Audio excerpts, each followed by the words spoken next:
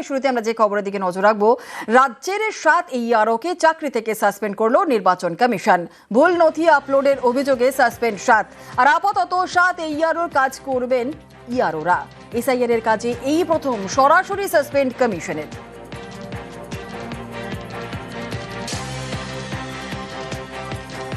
আর এই নিয়ে শুরু হয়ে গেছে রাজনৈতিক চর্চা।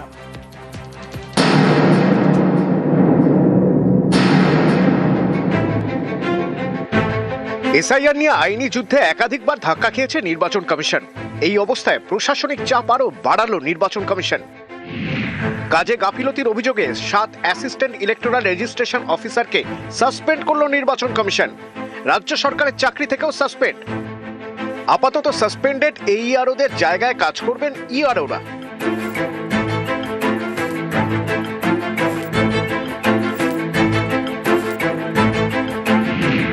কমিশনের বক্তব্য, তারা এই প্রথম সরাসরি সাসপেন্ড করলো। তাদের সঙ্গে আলোচনা করে সাসপেনশন প্রত্যাহার করতে পারে রাজ্য সরকার, তবে সেটা 3 মাসের আগে করা যাবে না। আমাদের একটাই বার্তা আছে, অ্যাজ পার রুল রেগুলেশন কাজ করতে হবে। কারো যে পাওয়ার আছে লাগাম ঝাড়া নেই।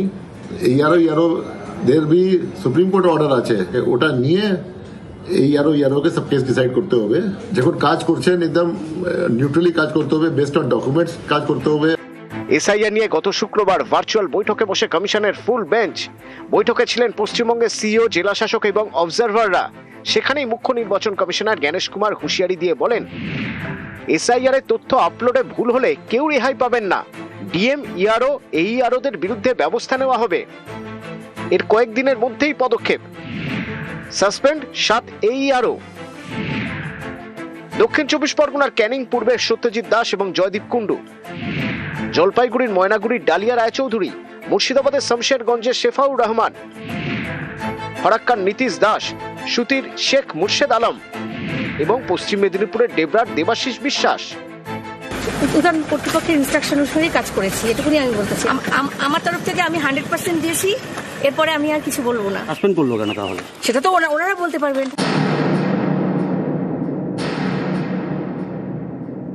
রাজ্য সরকারের ওপর যে আস্থা নির্বাচন কমিশন রেখেছিলেন, সেটার কোনো দাম রাজ্য সরকার রাখেনি। নির্বাচন কমিশনও অদ্ভুত, বলিহারি যায় যে রাজ্যের সংবিধান সংকটে নয়, সংবিধানটাই নেই। এই রকম একটা রাজ্যে এই 7 জনের সাসপেনশন কোনো বিষয় নয়, আরো হওয়া দরকার। কেউ বাঁচাতে পারবেন না, সবার চাকরি যাবে। নির্বাচন কমিশন এখতিয়ারের বাইরে গিয়ে কাজ করছেন। আমরা যুক্তরাষ্ট্রীয় কাঠামোকে সম্মান করি, তাই নির্বাচন কমিশন বলছে, রাজ্য অনেক ক্ষেত্রে সেই নির্দেশ মান্যতা দিচ্ছে, এটা শুধুমাত্র ভদ্রতার খাতিরে। বরং উল্টে নির্বাচন কমিশনের নিজের আধিকারিকদের সাসপেন্ড করা উচিত, যে জীবিত মানুষকে মৃত দেখানোর জন্য যে অসভ্যতা বাংলার তথা দেশের মানুষের সাথে হয়েছে, তার জন্য নির্বাচন কমিশন সবার আগে উচিত এই রাজ্যের সিইও কে, মনোজ আগরওয়ালকে আর জ্ঞানেশ কুমারকে সাসপেন্ড করা।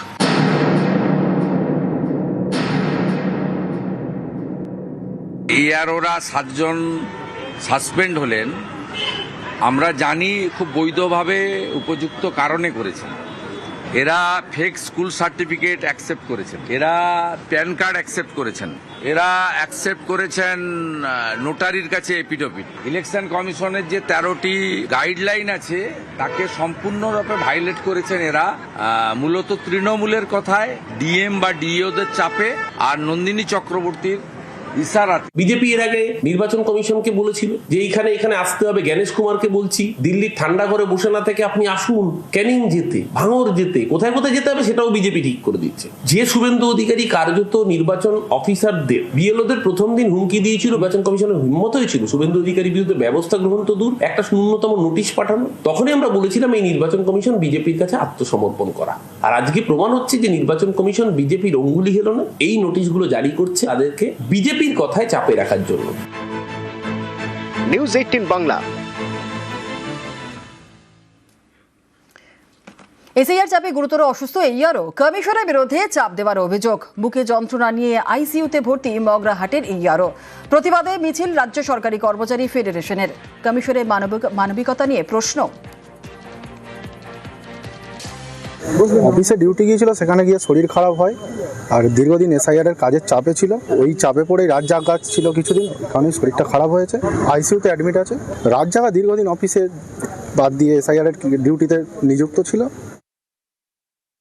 যেভাবে এসআইআর প্রক্রিয়াটা চালাতে গিয়ে নির্বাচন কমিশন সরকারি কর্মচারী যেভাবে মানসিকভাবে এবং শারীরিকভাবে তাদের উপর যে আঘাত নেমে আসছে তার প্রতিবাদে এই মিছিল। রেভিনিউ অফিসার উনি এইআর হিসেবে কাজ করছিলেন, উনি অসুস্থ হয়ে গিয়ে এখনো মৃত্যুর সাথে পাঞ্জা লড়ছেন। তাদের সাথে যে অমানবিক আচরণ হচ্ছে, আমরা সেই অমানবিক আচরণের প্রতিবাদ করছি।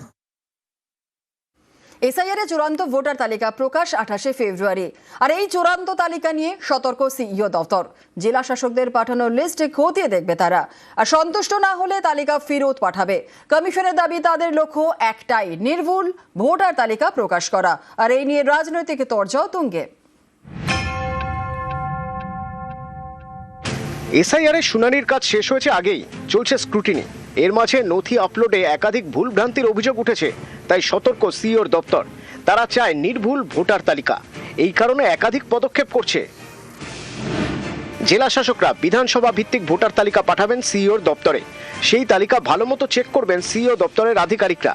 কোনো ভুল ধরা পড়লে তালিকা ফেরত পাঠানো হবে সংশ্লিষ্ট জেলা শাসকের কাছে। ভুল শুধরে ফের সিইওর দপ্তরে তালিকা পাঠাবেন জেলা শাসক। সেই তালিকা পাঠানো হবে দিল্লিতে, জাতীয় নির্বাচন কমিশনের দপ্তরে। কমিশন চায় একজন বৈধ ভোটারের নামও যেন তালিকা থেকে বাদ না যায় এবং কোনো অবৈধ ভোটারের নাম যেন তালিকায় না থাকে। তার জন্য ছাঁকনিতে জোর।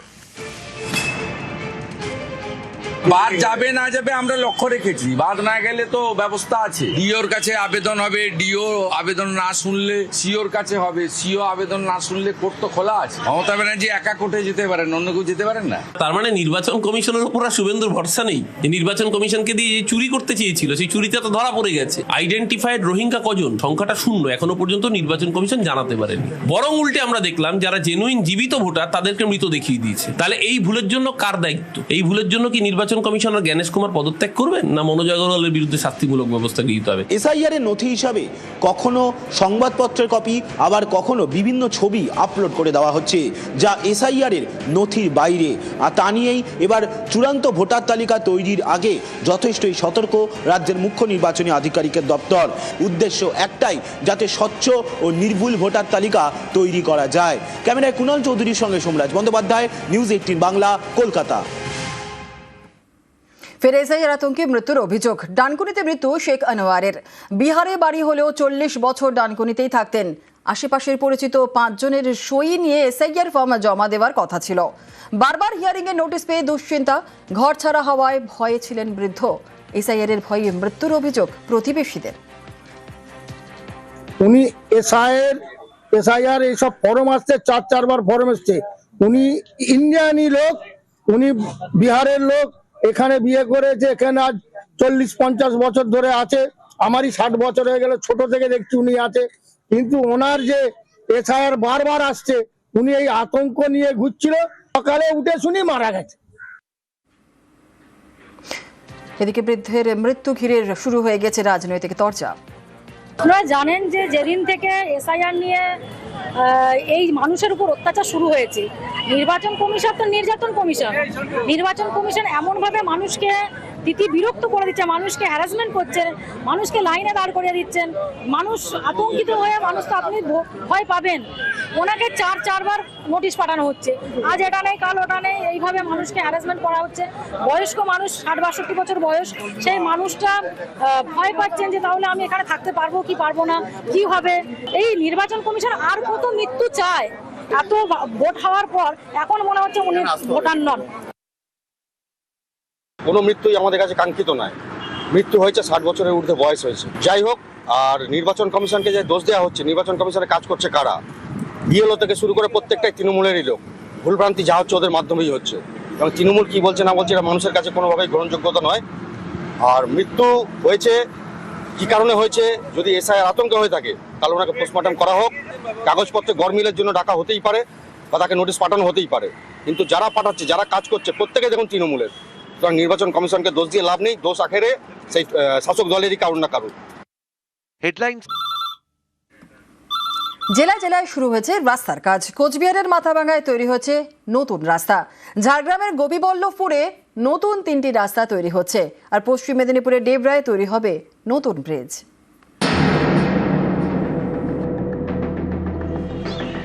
কোচবিহারের মাথাভাঙা, এখানকার লতাপাতা পঞ্চায়েত এলাকায় তৈরি হয়েছে নতুন রাস্তা। উদ্যোগী উত্তরবঙ্গ উন্নয়ন দপ্তর। পুটিমারি বাজার থেকে সঞ্জয় ব্রিজ পর্যন্ত পেভার ব্লকের রাস্তা তৈরি হয়েছে। 2.5 কিলোমিটার রাস্তার জন্য বরাদ্দ করা হয়েছে 2,71,00,000 টাকা। প্রচন্ড অসুবিধা হইতো যাতায়াত করতে, এই রাস্তা দিয়ে অনেক লোকজন যাইতো, অ্যাক্সিডেন্ট হইতো, খুব অসুবিধা ভোগ করতাম। উত্তরবঙ্গ উন্নয়ন দপ্তর থেকে যে রাস্তাটা দিয়েছে আমরা খুব খুশি, প্রচন্ড সুবিধা, এখন আমাদের কোনো অসুবিধা নেই। শুধুমাত্র লতাপাতাতেই প্রায় 14.5 কোটি টাকা ব্যয়ে পেভার্স ব্লকের রাস্তা হয়েছে। পথশ্রী তো আছেই। সুশীল ভবনের কথা আমি বলছি, বিজেপি বিধায়ক, 5 বছরে তাকে দেখা যায়নি, কোনো কাজ করেননি। আমরা তার বাড়ির যে যাতায়াতের রাস্তা 2.5 কিলোমিটার পেভার্স ব্লকে, সেখানে আমরা 2,71,00,000 টাকা ব্যয়ে সেখানে রাস্তার কাজটা করে দিয়েছি। সরকারের যে উন্নয়ন, সেই উন্নয়নের দিশা আমরাই দেখাই। বিধানসভায় বেশ কয়েকবার উত্তরবঙ্গ উন্নয়ন মন্ত্রীকে আমরা প্রশ্ন করেছিলাম। এই প্রতিবাদ বিধানসভায় করার জন্যই, উত্তরবঙ্গ উন্নয়ন মন্ত্রীকে প্রশ্ন করার জন্য আমার বিধানসভায় বেশ কিছু জায়গায় তারা পেপার ব্লকের কাজ করেছেন।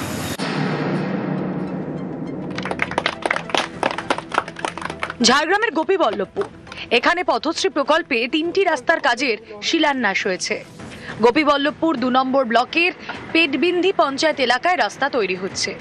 হাটচালা থেকে ভক্তপাট প্রাইমারি স্কুল পর্যন্ত কাজ শুরু হয়েছে। তালজাম্বনি বাসস্ট্যান্ড থেকে কালাবেরিয়া পর্যন্ত এবং পদিমা থেকে শিমুলিয়া চক পর্যন্ত রাস্তা তৈরির কাজ শুরু হয়েছে। 3টি রাস্তার জন্য 4 কোটির বেশি খরচ ধরা হয়েছে। এই রাস্তার সমস্যা ছিল, কাদা হতো, মানুষ যান চলাচল কিছু যেতে পারতো না, তার জন্য এই রাস্তাটা খুবই প্রয়োজন। এই রাস্তার কাজ হলে কয়েকশো মানুষ উপকৃত হবে। 3টি রাস্তা উদ্বোধন হলো পথশ্রী 4 ফেজে। দীর্ঘদিনের সমস্যা ছিল, এলাকার মানুষ খুবই খুশি, এলাকার মানুষ সুষ্ঠুভাবে যাতায়াত করতে পারবেন এই জন্যই। পশ্চিম মেদিনীপুরের ডেবরা, এখানকার জলিমান্দা এলাকায় হদলা ব্রিজ বছর 3 ভাঙাচোরা অবস্থায় পড়েছিল। ব্রিজ ভেঙে যাওয়ায় বাসিন্দারা বাঁশের সাঁকো তৈরি করেন। শুরু হয় ঝুঁকির যাতায়াত। বাঁশের সাঁকো দিয়ে ভারী গাড়ি চলাচলেও সমস্যা। তবে এবার তৈরি হচ্ছে নতুন ব্রিজ। অনেক দিনের অবস্থা এরকম হয়ে পড়ে, সবারই সমস্যা হচ্ছে। হোক না, হলে তো ভালো হয়, তাহলে তো আমাদেরও সুবিধা হয়, আমাদেরও তো কষ্ট হয় যেতে আসতে। এখানকার মানুষের যে যন্ত্রণা, সেটা আমি বুঝেছি। আমি চেষ্টা করে যাচ্ছি, একদম পেনাল্টিমেট স্টেজে আছে। বলেছে যে সামনের সপ্তাহ বা তারপর সপ্তাহের মধ্যে টেন্ডার হয়ে যাবে, ওয়ার্ক অর্ডার হয়ে যাবে। আপাতত 2 কোটি টাকার মতো বরাদ্দ হয়েছে, করে কাজ স্টার্ট হবে, তারপরে আবার হবে।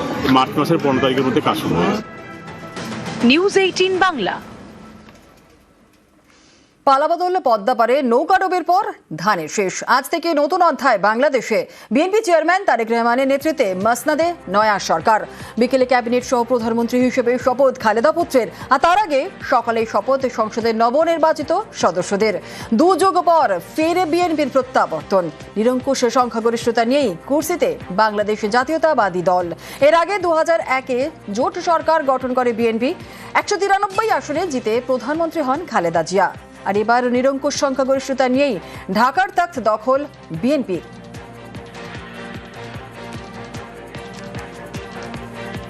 নির্বাচন থেকে সিংহাসনে বাংলাদেশে এবার প্রধানমন্ত্রী হচ্ছেন তারেক রহমান।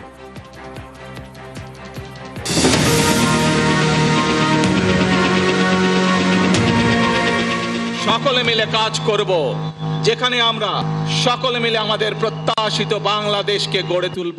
এই দেশে মুসলমান, বৌদ্ধ, খ্রিস্টান, হিন্দু সহ বিভিন্ন ধর্মের মানুষ বসবাস করে। যে কোনো মূল্যে আমাদেরকে এই দেশের শান্তি শৃঙ্খলা রক্ষা করতে হবে।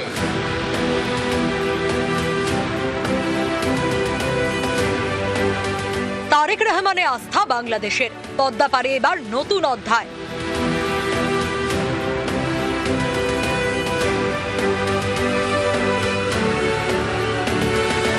বাবা জিয়াউর রহমান, বাংলাদেশের প্রাক্তন রাষ্ট্রপতি। মা খালেদা জিয়া, বাংলাদেশের প্রথম মহিলা প্রধানমন্ত্রী। এবার মসনদে তারেক রহমান।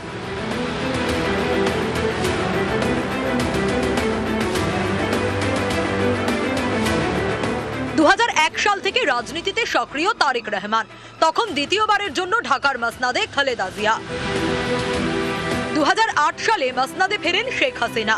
তারেক রহমানের বিরুদ্ধে একাধিক অভিযোগ তোলে আওয়ামী লীগ। সে বছরই দেশ ত্যাগ, নির্বাসন, ব্রিটেন চলে যান তারেক। প্রায় 17 বছরের নির্বাসন কাটিয়ে গত 25শে ডিসেম্বর ফেরেন নিজের দেশে।